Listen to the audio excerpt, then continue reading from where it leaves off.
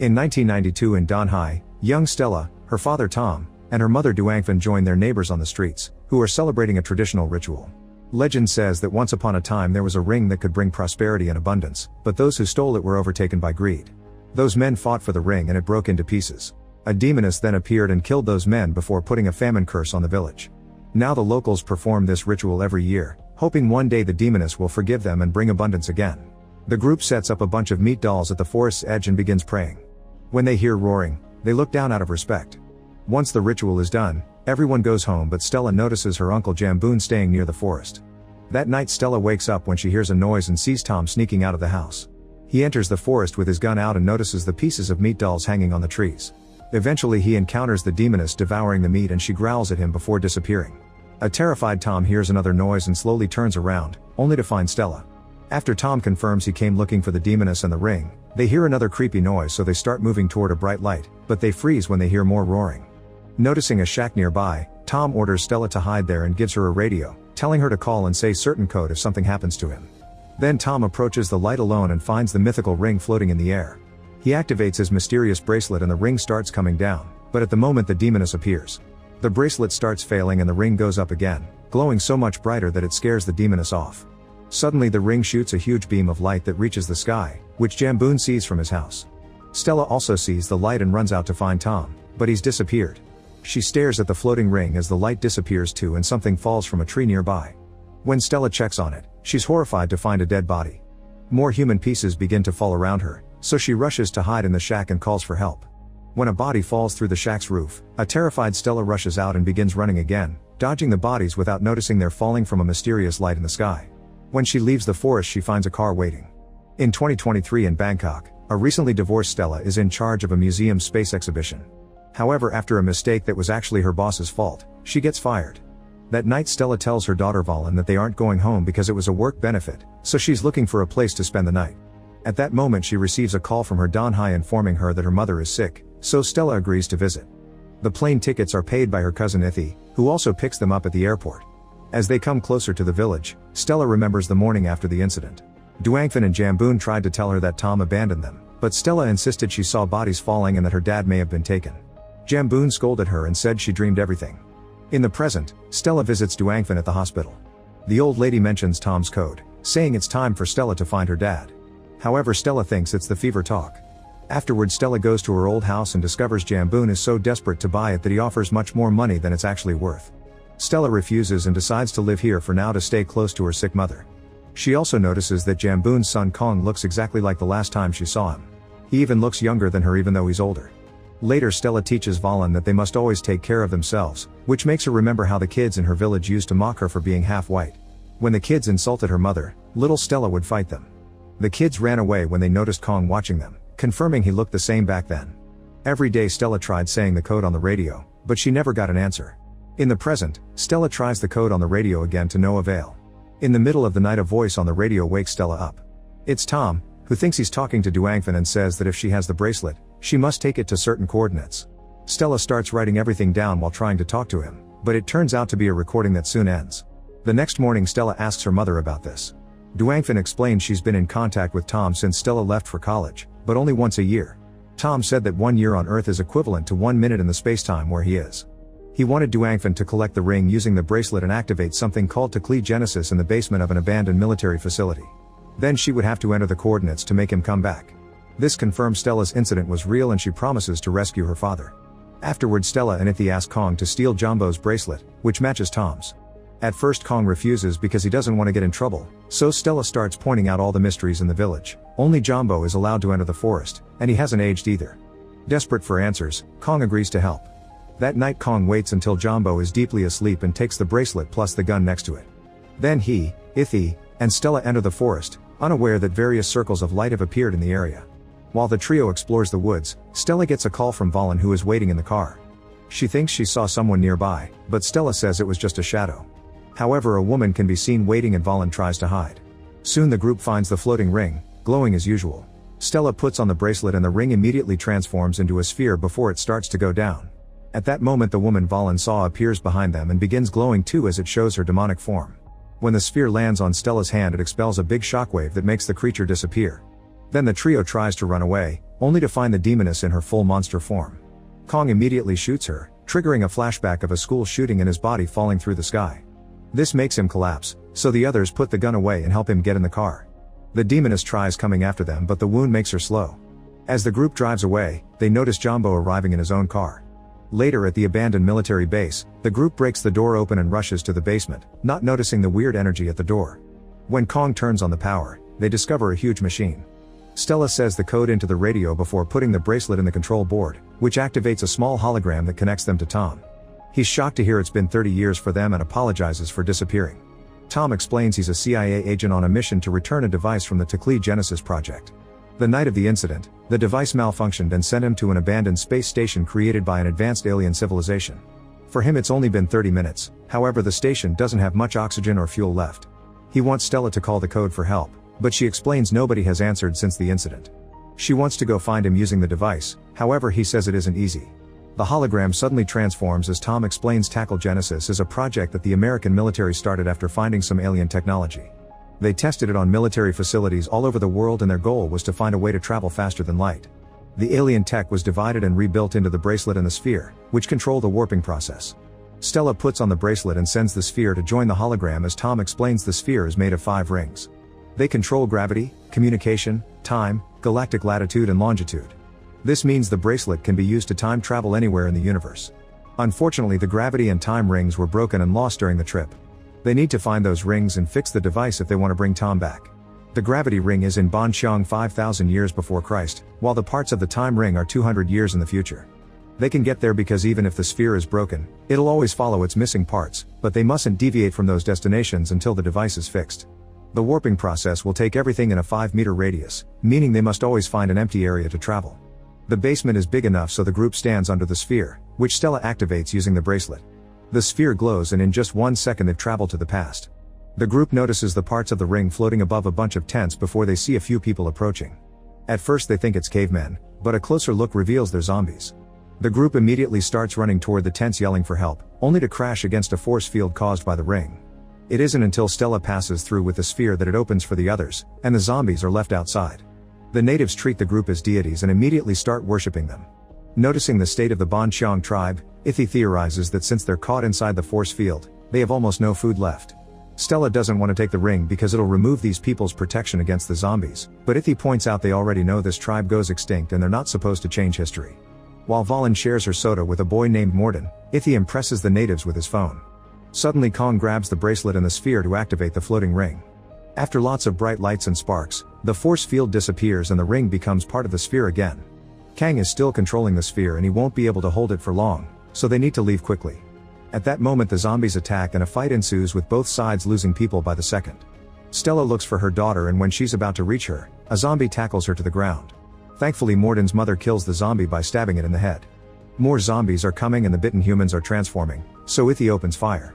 The noise causes Kong to freeze so Ithi has to drag him away to find an open area. Stella and Valen try to follow them and they get attacked by a zombie again, but thankfully the natives come to their rescue. Kong activates the warping and Ithi has to keep the locals at bay with his gun. A desperate Stella runs to join them and doesn't notice until the last second that she grabbed Morden instead of Valen. The group returns to the present with the wrong child and Stella immediately wants to go back, but the guys have to stop her. While Morden starts crying, Stella calls Tom for help, however he agrees that she must finish the sphere before going back. In the past, Morden's mother and Valen find a spot to hide from the zombies. When the group gets ready to travel again, Jamboon shows up and threatens to shoot them if they don't give him the bracelet. He reveals that while the team was in the past, 10 years passed in the present. To prove it, they go outside and find a giant skeleton in the village. Jamboon explains that without the ring's protection, the monster killed all the locals including Duangfen. Stella still refuses to give him the bracelet and promises to fix this after rescuing her family. Before Jamboon can shoot, Kong jumps on him and they start fighting for the gun.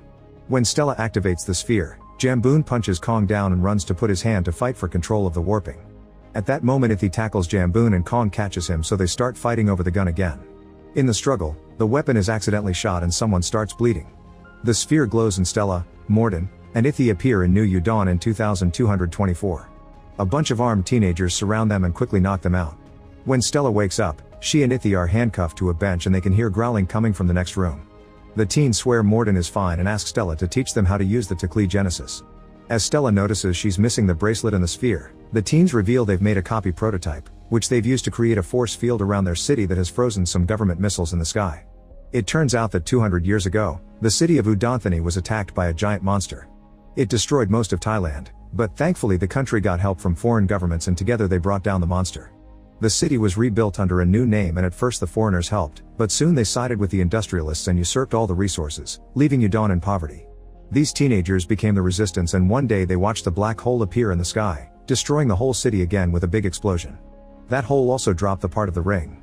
The government only saved the rich people and now the poor survivors are living with monsters of all sizes. When the resistance found the basement with the Teklee Genesis, they reverse engineered the machine but no matter how hard they tried they couldn't make it work. They insist they need to learn how to use it, but Stella refuses to cooperate with these things. In the present Kong realizes the gun has wounded Jamboon, who wants to make a confession before dying. In 1964 people believed that American soldiers were torturing Thai prisoners to get information, but actually they were kidnapping people to use them in their time-traveling experiments. Jamboon was captured together with Lawan, who could speak English and learned to control the machine by hearing the Americans talk. When it was their turn to enter the machine, Jamboon pretended to have a seizure, so while everyone was distracted, Lawan took the bracelet and controlled the sphere. She activated the warp, causing her, Jamboon, and a bunch of soldiers to be transported to the Ice Age. A soldier managed to shoot her, so Jamboon took the gun from him and shot him back before grabbing another soldier hostage. Then Lawana activated the warping again and they were transported to the Bon Cheong tribe. Jamboon used the confusion to quickly shoot all the soldiers, meaning they were the ones to bring the zombie virus and the ring piece to the past. The next time Lawana activated the sphere, she jumped with Jamboon to the future and a soldier followed them.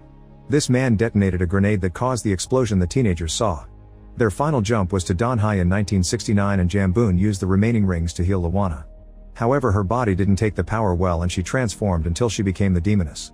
She couldn't leave the forest, so she told Jamboon to leave alone and start a new life without her. Jamboon wanted to search for a cure, but the Americans were still using the Teklee Genesis for the Vietnam War and Jamboon found thousands of bodies in the forest. This is a reference to a real historical event known as the Thammasat tragedy, during which hundreds of students were shot down by soldiers. In this story, the military used the machine to cover up the tragedy by getting rid of the bodies. One of these students was Kong, who was still alive when Jamboon found him and adopted him. In the present, Jamboon explains he stayed in Donghai to protect Kong and the sphere in the forest. As his last wish, he asks Kong to take him to the woods to see Lawan. In the future, Valen and Morden's mother are shocked to wake up inside a theater. When they try to leave, the building starts shaking and they see a giant monster outside the window. Meanwhile, Stella agrees to teach the teens how to use the sphere, but warns them that this will make the force field disappear.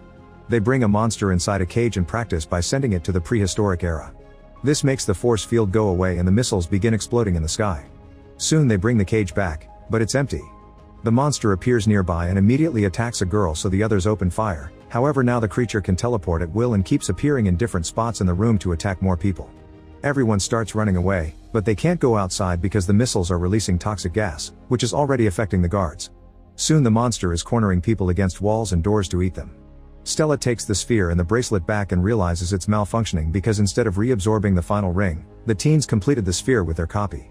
At that moment the monster appears in front of them, so Ithi pulls at its tail to distract it. Then Stella activates the warping at the same time the rebels shoot, which causes a small explosion that finally kills the beast. Afterward they discover that one of their guards has died of the gas. Stella wants the teens to come with her, but they want to stay and fight. They also reveal that every time they use the machine it caused a causality breakdown, that's why they don't age. The machine made random beings jump through space and time, which explains why many of the monsters are dinosaurs. This also explains why Morden's mom and Valen are in the future, although they've arrived at the moment before the United Foreign Forces launch their attack. The mother has a wound on her leg and can barely move, so Vale looks for medicine to help her. The teenagers tell Stella that the aliens' invention destroyed their own civilization, which happened before the existence of this universe. Then Stella is given a new time ring, which has been improved from the original. It should be able to rearrange the timeline and fix all the ripples caused by time travel. Stella and Morden get ready to leave, but Ithi announces he's staying so the teens can have an adult who guides them. In the meantime, Valen and the lady discover that there's a zombie in the building with them. Valen very carefully closes the door to keep him out of their room. Unfortunately, there's a second zombie in the adjacent office, so once again Valen has to move quietly to close that door too. In the present, Stella and Morden find Kong alone. After they share what happened, they finish building the sphere and agree to reset the timeline.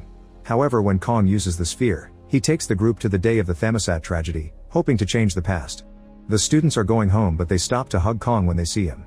At that moment the soldiers appear and open fire, so everyone rushes to hide.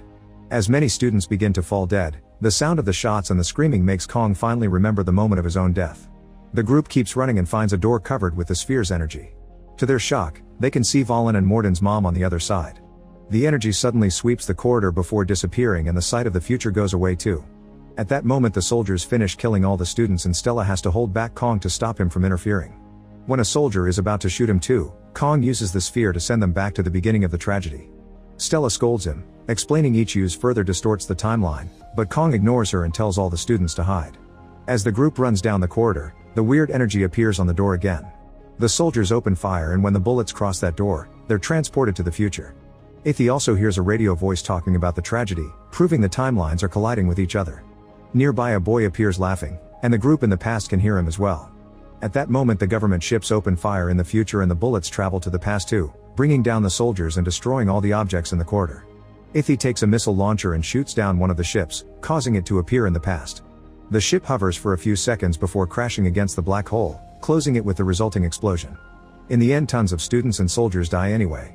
Kong finally accepts he can't change the past and gives Stella the bracelet, saying he'll stay there where he's always belonged. He also takes the camera roll from a dead student and asks Stella to share the truth of what happened. Two soldiers appear to keep on fighting, so Kong runs to distract them while Stella and Morden teleport. Meanwhile the zombie grabs Valen and Morden's mother jumps in to save her. As she fights the creature on top of the desk, the noise gets the attention of the other zombie, who also joins the fight. The mother is overwhelmed and the zombies bite her at the same time. At that moment Stella and Morden appear in the building, and Stella discovers a bullet has wounded her. She calls for Valen and the girl runs to her, but when Morden calls for his mom, he discovers she's become a zombie. He cries as he realizes he must leave with Stella, who activates the sphere again to leave with the kids right before the missiles strike the city. In the present the trio appears in the military facility and all the rings come apart. Stella is too weak to move, so she gives the bracelet to the kids to finish the job. Suddenly the door opens and the demoness appears. Morden rushes to grab a metal bar to distract her while Valen uses the machine to call Tom, who tells her what buttons to press. As the machine restarts, the rings come back together to reform the sphere. It starts glowing and so does the demoness, screeching in pain as her body disintegrates. A huge amount of energy appears on top of the facility, slowly fixing the timeline. Stella closes her eyes before a very bright explosion of light takes over the area. When she opens them, she finds herself in front of a tree with her mother's voice, who reminds her that as long as there's love, every little thing does matter. Tom's voice joins in with a different take: everything in the universe has a beginning and an end, so nothing truly matters. When Stella finally chooses what kind of Genesis she wants, another bright explosion happens and Jamboon's spirit gets to reunite with Lawan's before the reset kicks in. The next time Stella wakes up, she's in her mother's house with Valen, who assures her it wasn't a dream. Then she visits Duangfan at the hospital and apologizes for not saving Tom, but Duangfan says she saw him in a dream last night. Soon she gets better and the whole family lives together in the old house including Morden, who has been adopted. Later when she's alone Stella reveals she still has the sphere and wonders if she could reunite with Ithy. Make sure to subscribe and turn on notifications so you can watch more videos like this. Thanks for watching.